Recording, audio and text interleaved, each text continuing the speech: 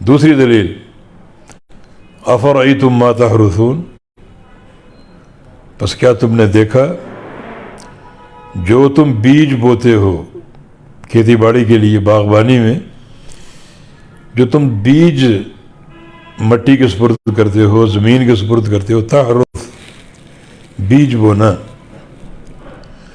اَأَنْتُمْ تَزْرَعُونَهُ أَمْ نَحْنُ الزَّارِعُونَ، کیا تم اس کو اگاتے ہو یا ہم ہی اگانے والے؟ یہاں بھی نحن الزارعون مبتدا خبر دونوں معرف ہیں، تو کلام میں حصر کا معنی ہے کہ کیا تم اگانے والے ہو یا پھر ہم ہی اگانے والے ہیں، اور بالکل ہم ہی اگانے والے اور کوئی نہیں۔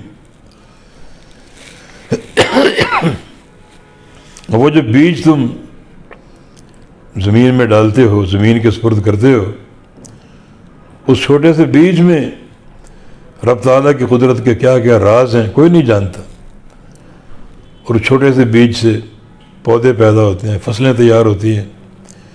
کھجور کی چھوٹی سی گٹھلی تم نے زمین میں ڈال دی اور اس سے کتنا لمبا چوڑا درخت کھجور کا بن جاتا ہے۔ ایک گٹھلی سے درخت بنانے والا کون ہے؟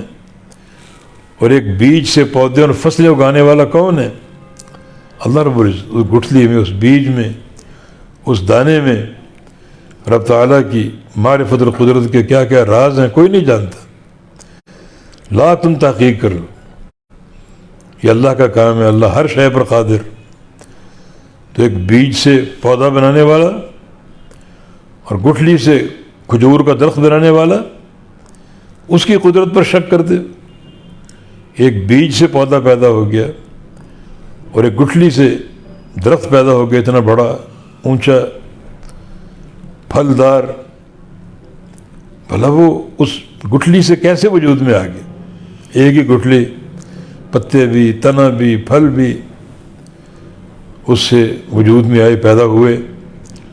اللہ تعالیٰ کی قدرت ہے۔